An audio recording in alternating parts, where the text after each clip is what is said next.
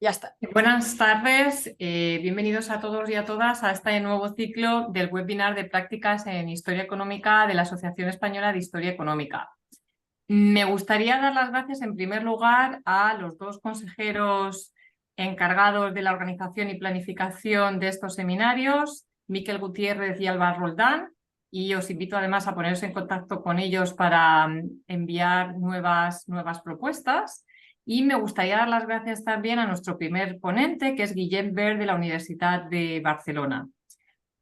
Paso la palabra a Alba Roldán para que nos haga la presentación del ponente. Gracias y buenas tardes a todos.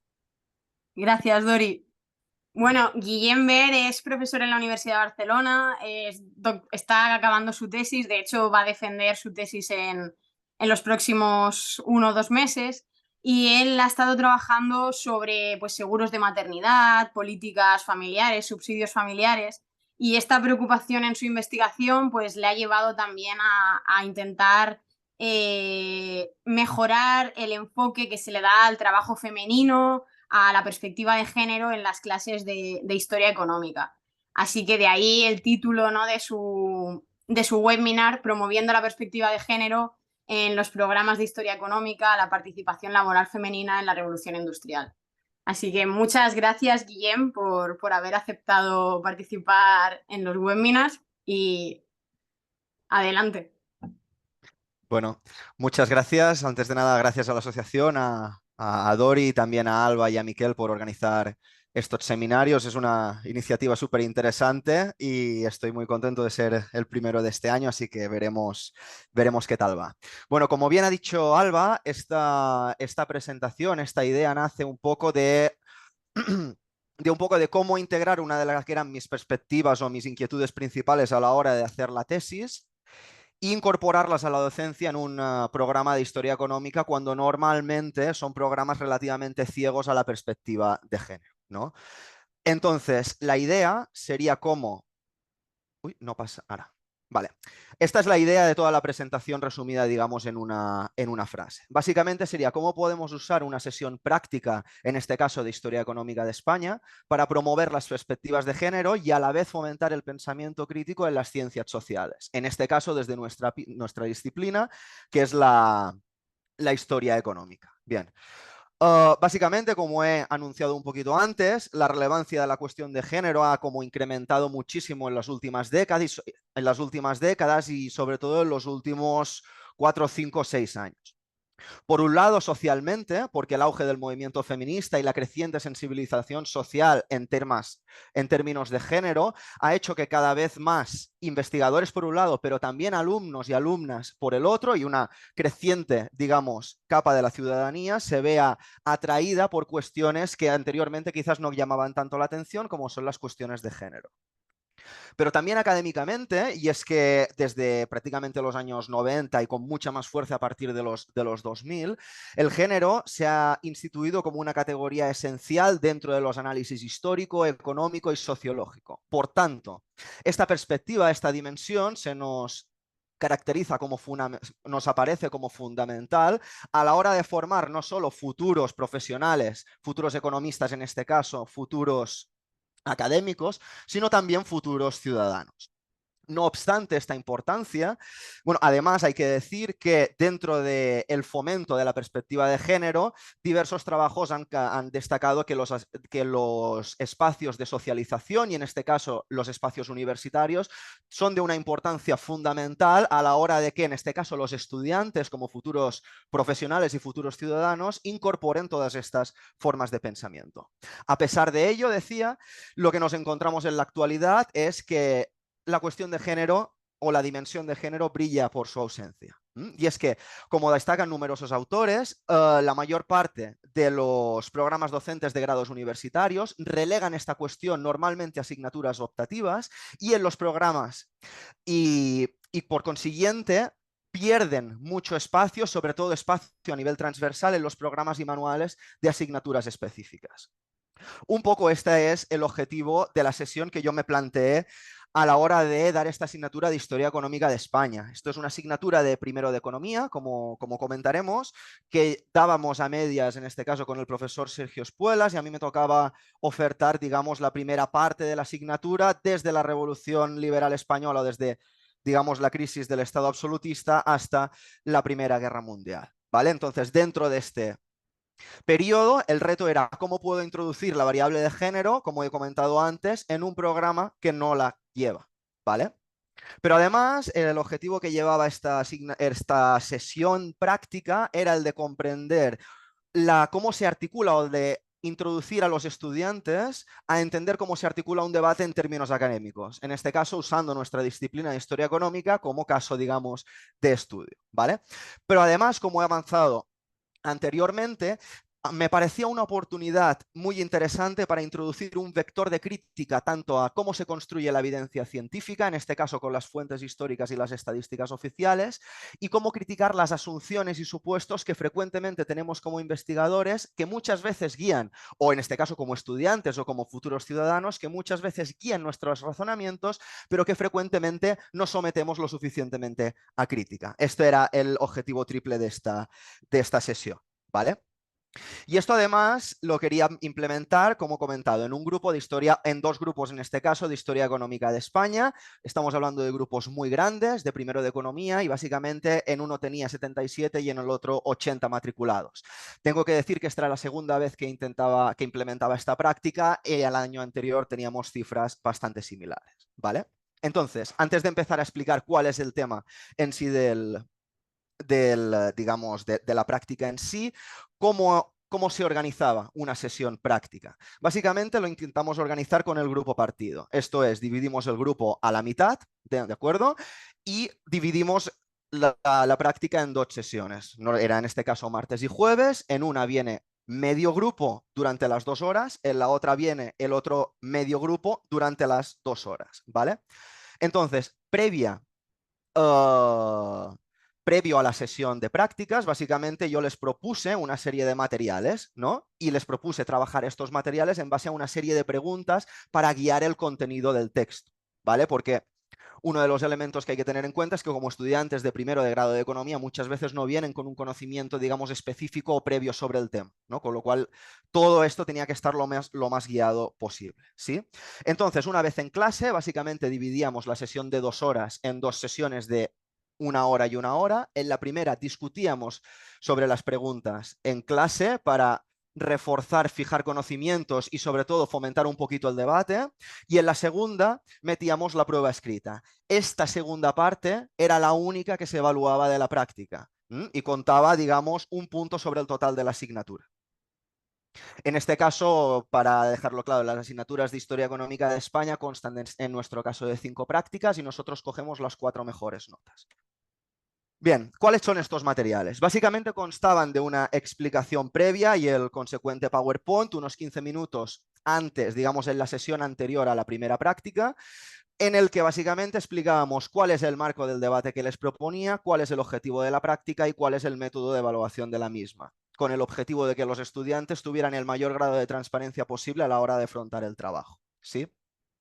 A partir de ahí, lo que se les proponía era una lectura, en este caso, un texto de Cristina Borderías titulado El trabajo de las mujeres, discursos y prácticas. Esto es un capítulo en una obra colectiva, es un trabajo de síntesis, es relativamente ameno, sin ser, digamos, del todo divulgativo como trabajo académico, es un trabajo relativamente ameno, bastante narrativo, y que resume y plantea una investigación en curso en múltiples países y se focaliza en el caso de España, es decir, en cómo la revolución industrial influyó sobre la participación de las mujeres en los mercados de trabajo a través de esto, diferentes estudios, diferentes perspectivas, diferentes fuentes. Después iremos un poquito a ello.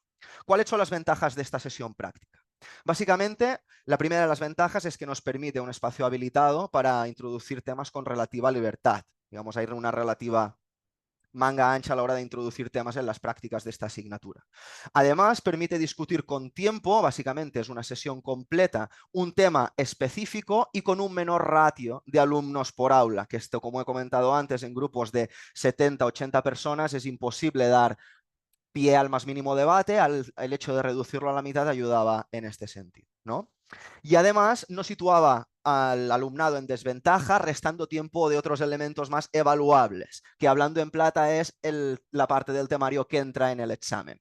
Pero no obstante, sí que es un contenido que se evalúa, con lo cual no eliminamos tampoco los incentivos a que los estudiantes, digamos, estudien, se esfuercen y participen. ¿Sí? Entonces, ¿cuál es el trabajo? ¿Cuál es el tema o el debate que centraba esta práctica? Básicamente se centra, como he comentado antes, en el trabajo femenino en la historia, ¿vale?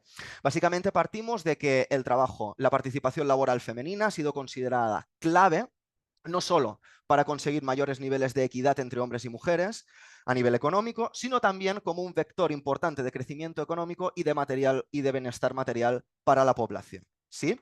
En este sentido, ¿cuáles son los términos del debate que yo proponía a los alumnos?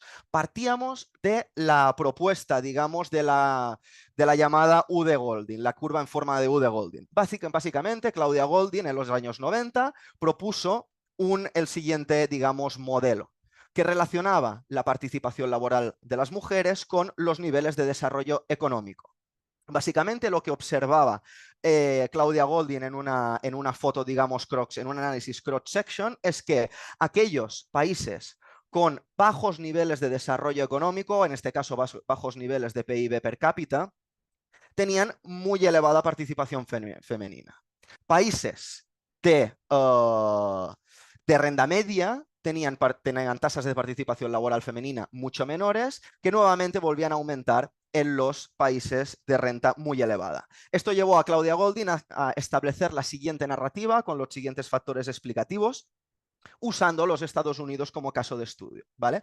Básicamente lo que propuso Golding es en un país de bajo nivel de desarrollo económico, estos son economías preindustriales, debido a la elevada, sobre todo, tasa de participación de la agricultura, hace que los trabajos de las mujeres sean, que la tasa de participación femenina sea relativamente alta. Conforme se industrializa un país, aumentan la disponibilidad de renta de las familias, ¿vale? Y debido a una tensión creciente entre los trabajos productivo y reproductivo, las mujeres tienden a separarse de los mercados de trabajo en economías ya industrializadas. Pero conforme sigue desarrollándose el país, sobre todo con el auge de las economías de servicios y del auge de la educación de las mujeres vuelven a, digamos, a introducirse dentro de los mercados de trabajo. ¿Sí?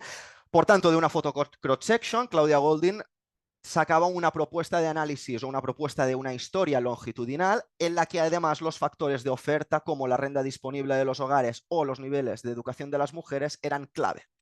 ¿Cuál es el tema? Y donde aquí tiene bastante gracia, digamos, este trabajo. Nosotros nos focalizábamos en las primeras y segundas fases, en esta fase de la caída de las tasas de participación femenina y del auge del modelo de hombre ganador de pan. Básicamente lo que yo intentaba transmitir a los estudiantes, o este texto procuraba transmitir a los estudiantes, es que el modelo de hombre ganador de pan ni fue tan universal ni fue tan generalizado como se ha argumentado previamente. Es decir, incluso en economías en vías de industrialización, las mujeres tendieron a permanecer mucho más en los mercados de trabajo. Punto número 1. Punto número 2. Los factores de oferta no son tan determinantes como los factores de demanda. Punto número 3. La diversidad en términos de mercados de trabajo es mucho mayor de lo que se había asumido previamente. ¿Vale? Entonces, explicando este elemento, en lo que yo pretendía poner el foco era, primero, a aprender a identificar los sesgos tanto de las fuentes como de los métodos alternativos de estimación. Básicamente, los trabajos tradicionales se basaban en el uso de los censos de población. Lo que encuentran estos autores es que frecuentemente los censos de población subestiman, infraestiman el trabajo femenino, ya sea porque las mujeres permanecían en una elevada tasa de sectores informales, sectores agrícolas, trabajo a domicilio, etcétera, o por incluso un propio sesgo, digamos, de los funcionarios que elaboraban esos censos y que básicamente proyectaban la imagen de lo que debiera ser, según la ideología liberal de las esferas separadas, a el análisis de la realidad. Al mismo tiempo nos permitía poner en valor métodos alternativos de estimación, pues muchas de estas realidades han salido a la luz a la hora de adoptar fuentes alternativas, como es el caso de las fuentes de empresa, de los padrones de población, etcétera, etcétera. ¿Vale? Además, como he comentado anteriormente, nos ha permitido sopesar argumentos explicativos, que son factores de oferta versus factores de demanda. Básicamente, como he comentado antes, lo que encuentran estas autoras es que allí donde la estructura del mercado de trabajo, las instituciones, etcétera, etcétera, demandaban trabajo femenino, las mujeres acudían al mercado de trabajo. ¿Vale? Con todo ello, la idea es que los estudiantes apreciaran, digamos, la complejidad cronológica y geográfica del trabajo de las mujeres durante la revolución industrial, que se quedasen con la idea de que la realidad es bastante más compleja de lo que se entendía anteriormente, y al mismo tiempo que observarán cómo un trabajo académico es capaz, digamos, o cómo la historia económica, que es lo que a nosotros nos interesa, digamos, es capaz de poner en tela de juicio muchos de estos modelos teóricos anteriormente propuestos, ¿vale?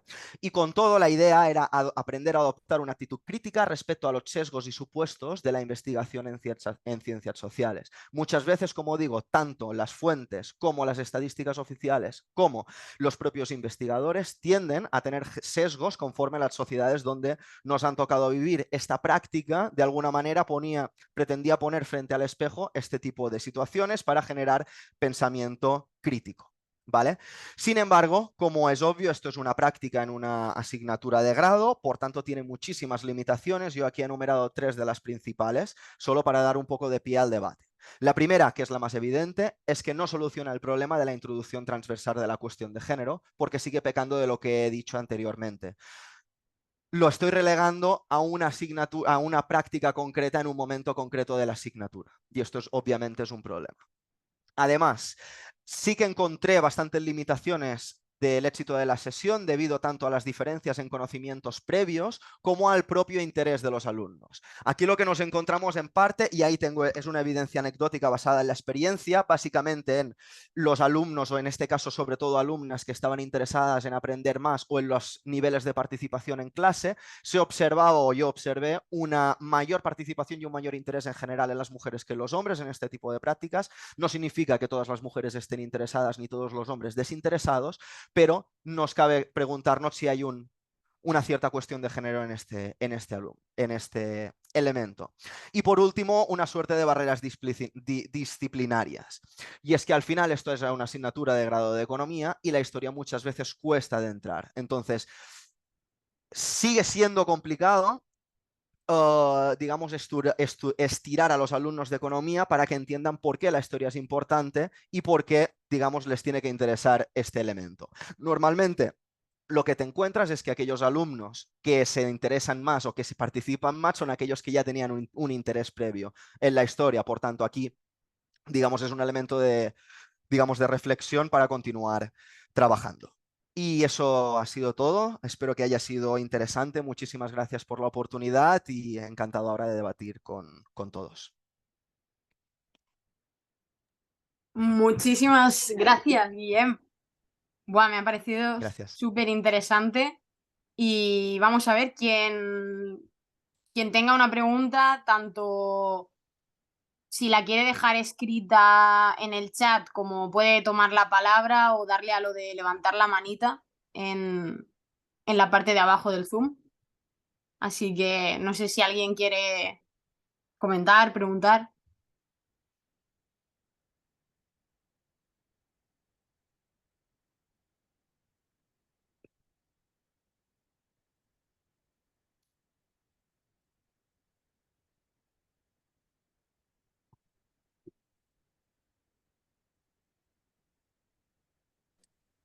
Yo sí quería romper el silencio. Venga, Joseba. Buenas tardes a todos. Bueno, me ha parecido muy interesante, tan interesante como rápido, porque yo creo que te has dejado algunas cosas fuera. La primera cuestión que me gustaría plantearte es eh, cómo han funcionado los estudiantes, los y las estudiantes, ante ese tipo de ejercicio en el que, bueno, más o menos tratamos de incorporar la visión de género a nuestras explicaciones de historia económica. a veces la percepción que tiene uno es que no es lo mismo dirigirse a mujeres que a hombres. Y quería saber si esto de alguna manera lo habéis podido recopilar en los resultados de este ejercicio práctico que me parece tan interesante.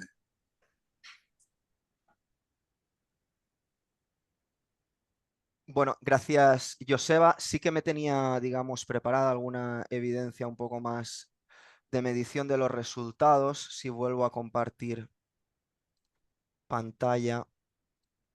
Pero sí que es verdad que no responderá exactamente a tu pregunta porque no son términos muy agregados, ¿vale? Básicamente estamos hablando de la práctica 3, de la P3, tanto en el grupo 1 como en el grupo 2. Básicamente no se observa, no hemos podido observar, digamos, una ruptura clara con el resto de las prácticas, digamos, ni en términos de aprobados ni en términos de participación de los estudiantes, ¿vale? Y lo mismo podríamos decir, digamos, de los resultados. Ahora mismo no tengo los datos, digamos, en la cabeza. Sí que lo miré en su momento, pero la verdad es que no lo he traído hoy aquí, pero no había, digamos, un sesgo claro en términos de nota media, por ejemplo, que las chicas sacaran mejor nota que los chicos, etcétera, etcétera, digamos. Sí que podemos decir que a nivel de participación, a nivel de interés, noté bastante más implicación, digamos, de las estudiantes mujeres que los estudiantes hombres, pero más allá de eso no lo puedo decir. Sí que tengo que decir que el hecho de que haya más participación que de mujeres que de hombres en clase es bastante interesante en términos de género, porque normalmente suele ser al revés, al menos en mi experiencia las mujeres tienden a intervenir menos en clase. Con lo cual invertir esto, aunque sea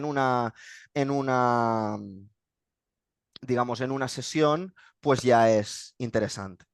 Siento no poder ser más detallado en mi respuesta, pero No, me parece suficiente. Yo no iba tanto del lado de las calificaciones, sino precisamente de la segunda parte de tu respuesta.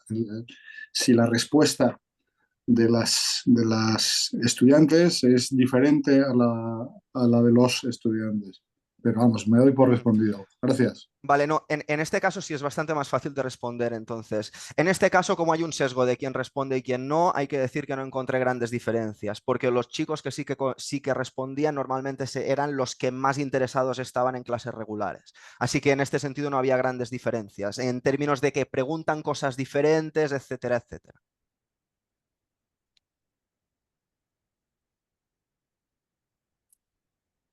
Beatriz, cuando Hola, quieras. buenas tardes.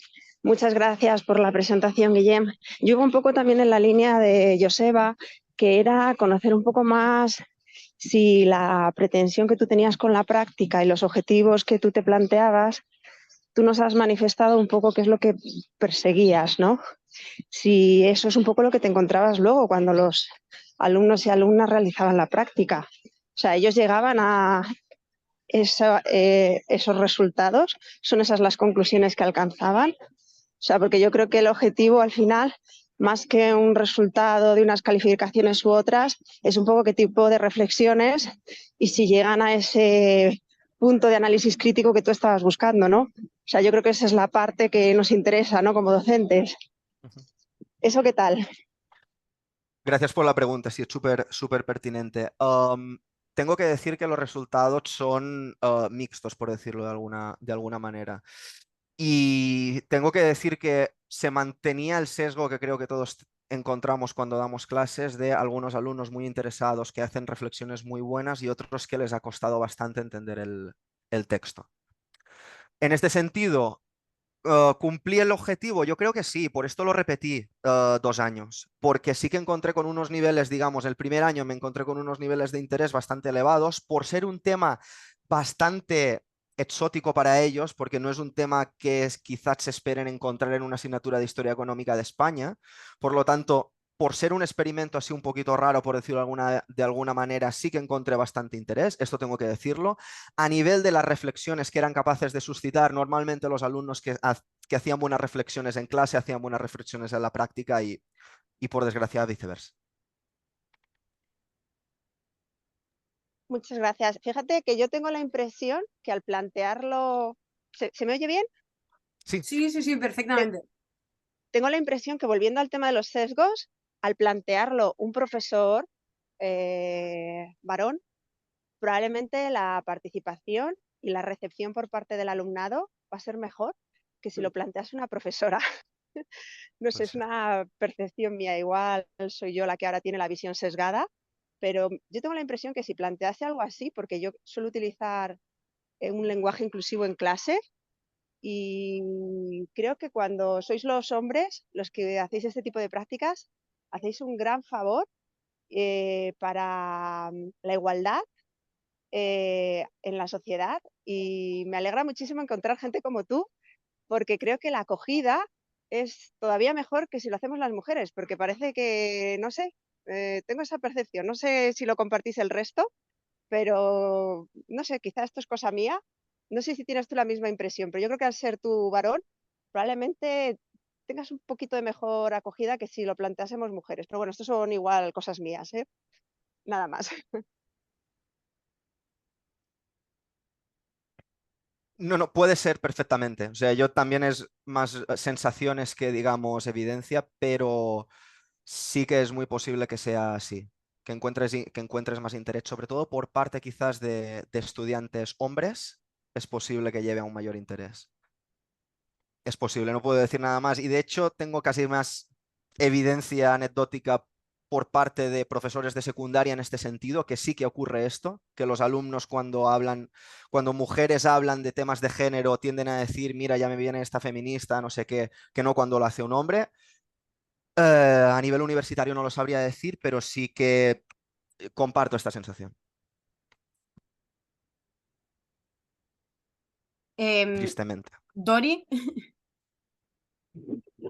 Eh, Tengo dos preguntas. La verdad es que una es una pregunta en relación a lo que has expuesto, Guillem, que me ha gustado mucho, me ha parecido muy interesante, que es la siguiente. ¿En qué momento del curso hacéis esta práctica? Vale. Una vez que ya se ha visto la industrialización, las razones de la industrialización, lo de los salarios altos de Allen y demás. Y luego una reflexión más general al hilo de un apunte que has mencionado tú en los comentarios, y es el hecho de la participación femenina en las discusiones de clase. Porque yo en mis grupos, como norma general, el 70% son hombres. Antes solía estar más igualado, pero con el tiempo es lo que observo en los grupos de economía, de AD y demás. Y lo que siempre he observado, y no soy la única profesora que se ha percatado de ello, es que en general las mujeres participan menos. Y cuando hay que elegir delegado y demás, también se presentan menos. Esto quizás es una reflexión general, si queréis, para el final, si hay tiempo, porque me ha llamado la atención que tú observabas lo mismo, ¿no? Y bueno, pues hablando de sesgos, gracias.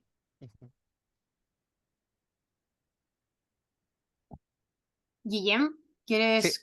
sí, sí, responda, no sabía si esperábamos al resto.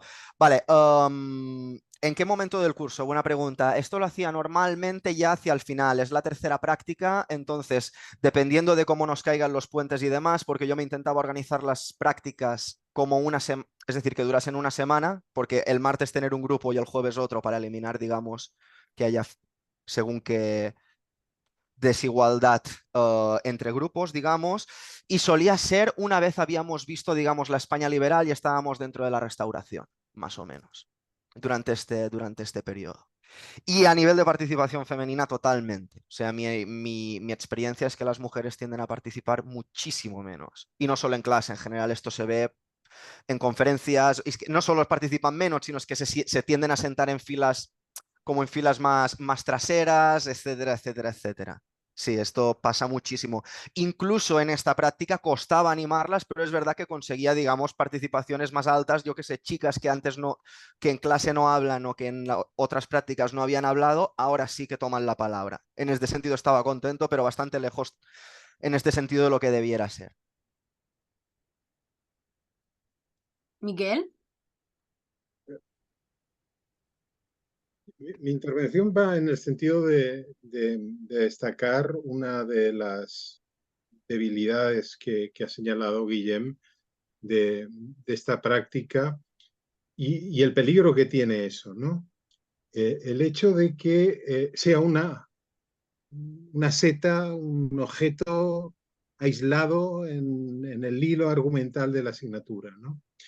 yo creo que es muy loable hacer este tipo de prácticas que ponen en evidencia un problema que todos conocemos, ¿no? Pero yo creo que, por otro lado, tiene, si permitís, adopto un poco el papel de abogado del diablo, ¿no? El papel posiblemente de que una vez cubierta nuestra conciencia de hacer este tipo de prácticas, este tipo de aproximación, ya lo hemos hecho, ¿no? Ya no hace falta tirar más adelante en este tipo de actuaciones, ¿no?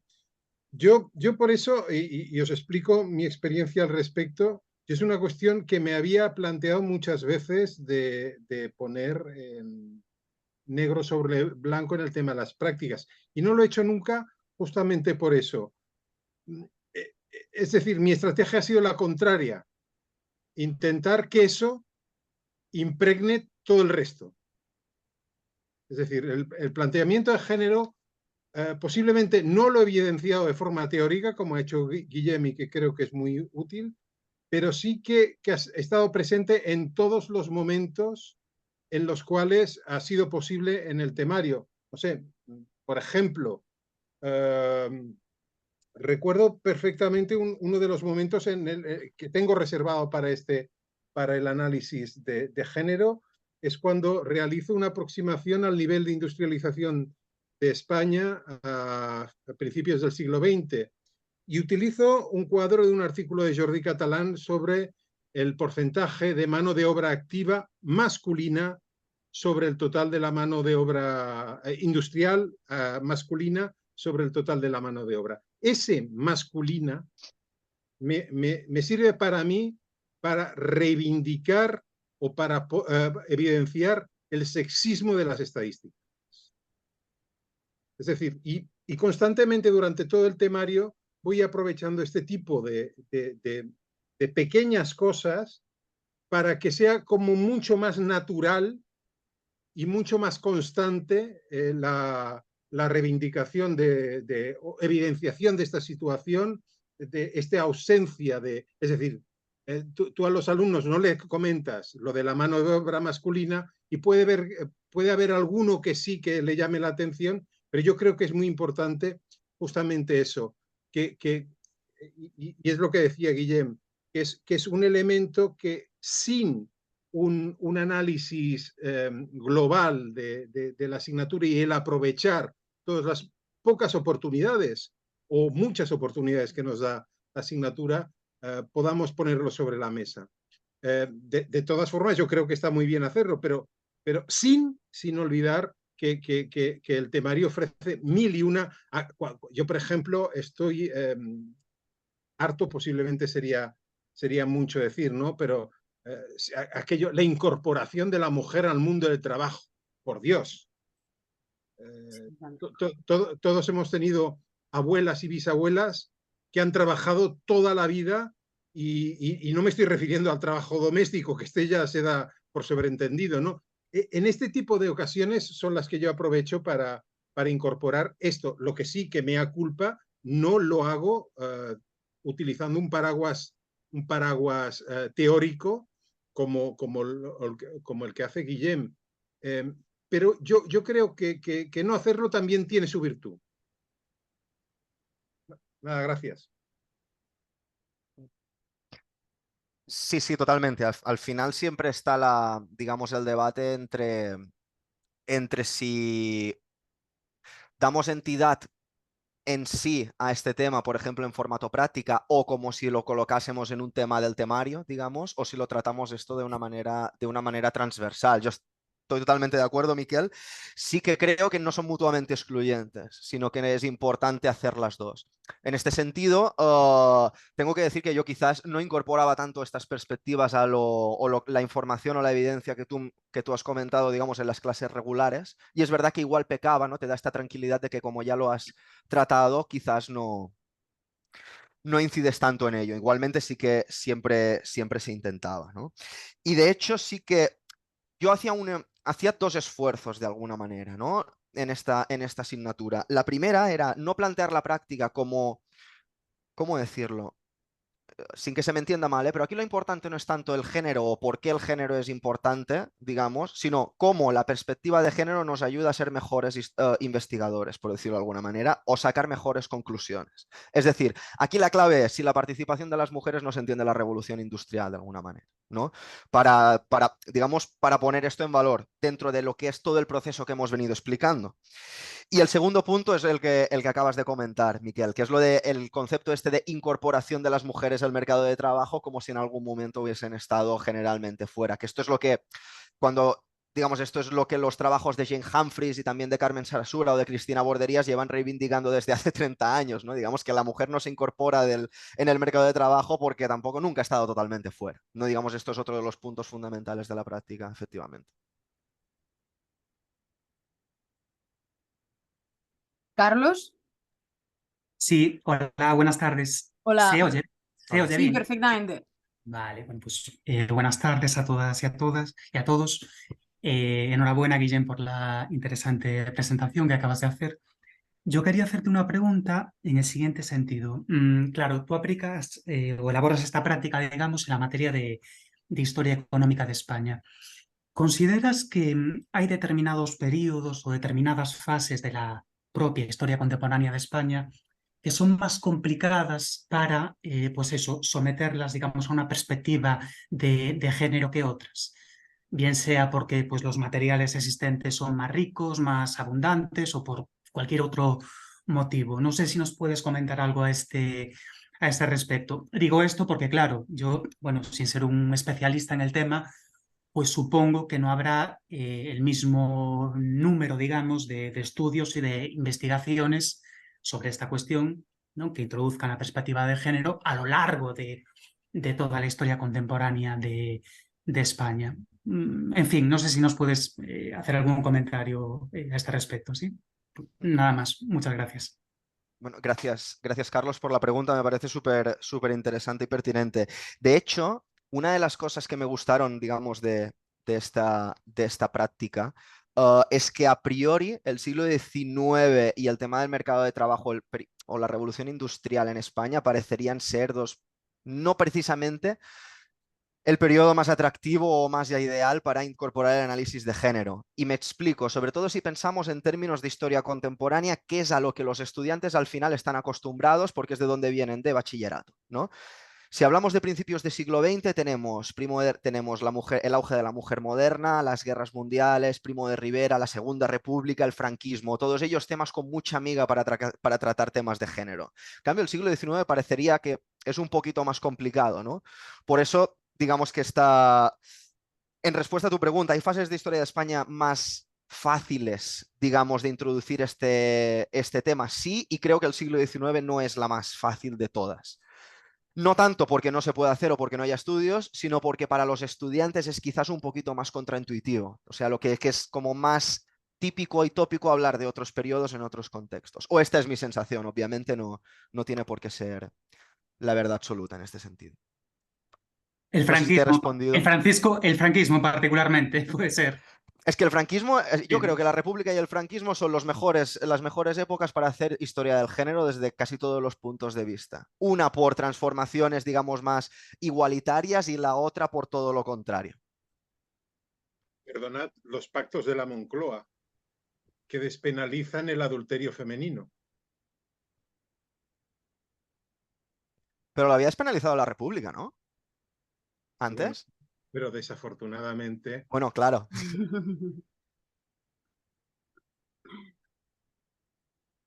Yo, Guillem, me guardo si nadie más quiere preguntar nada, que yo me quedo para el final.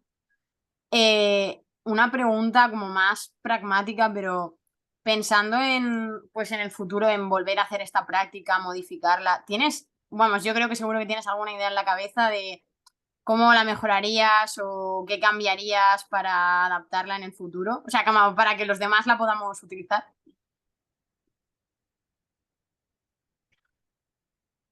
Vale, es una pregunta difícil porque como hace tiempo que no la hago, este año se me ha terminado la beca, entonces he estado sin hacerla. Es una pregunta que ahora mismo no te puedo contestar, digamos, con claridad. ¿Qué haría? Primero intentaría, como ha dicho Miquel antes, introducir algunos elementos de cuestiones de género antes en la asignatura para que no les venga tan de nuevo. Esto ayuda bastante, porque así el cambio de chip no es tan grande. Segundo, quizás dedicaría más tiempo a la hora de trabajar el texto. Me explico. En mis sesiones prácticas, digamos, daba bastante peso a los debates en grupo, a que ellos debatieran sobre la práctica, el texto en sí. Esto está muy bien, tiene cosas muy buenas, tiene riesgos importantes. Las cosas buenas, las evidentes, que fomentas que ellos mismos se vayan haciendo al temario, se vayan haciendo con las preguntas, se vayan haciendo con el tema.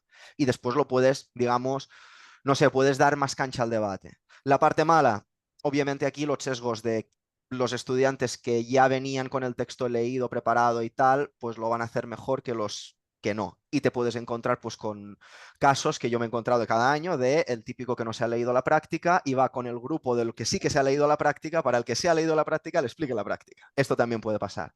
Entonces creo que tengo que mejorar, por ejemplo, la manera como trabajar el texto en clase. Esto sí que creo que es fundamental para terminar de fijar bien los conocimientos.